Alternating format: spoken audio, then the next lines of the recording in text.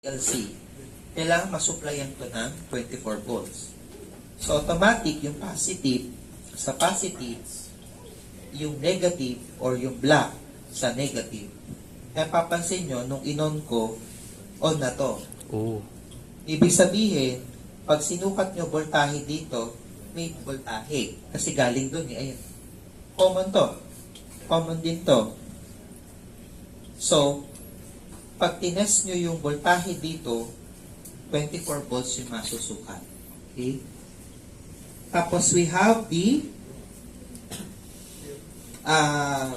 toggle switches.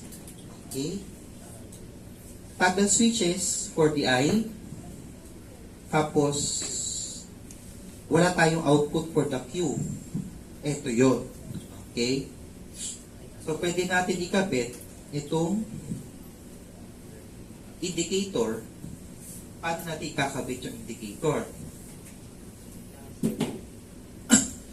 So, dalawa yan. Kumbaga sa diagram, kasi wala siyang polarity eh. So, ganyan na lang. So, kung ito yung indicator 1, ikakabit mo siya dito. So, pwede mong ikabit dito sa Q4 or sa common. O pwede. Okay? So, lalagay mo, maghiwalay yan ha.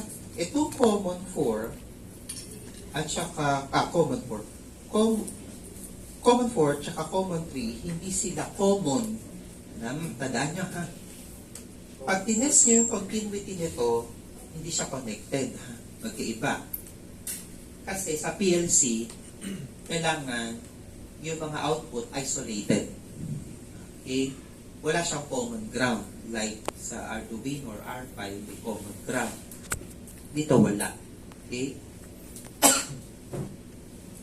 Kung ito ay naka-ground, ito hindi naka-ground, hiwalay ito. Depende kung anong gamit nito. Okay? So try natin gamitin yung inputs. Ito na yung switch natin. So gagamit lang tayo ng AND gate. Ito yung AND gate. Di ba ganyan siya? Wala ng tinta. Napaka-low budget ng train 7. Full marker. Yan. Di ba ganyan lang yung AND gate? Ito yung I1, I2, ito yung Q1. Yan. Try natin. So yung magwa-wiring, mag-ready na yung magwa-wiring. So, try natin kung gagana yung AND. Tumakas. Kasi alam niya, ano na yun. Bakit tumakas? Natakot.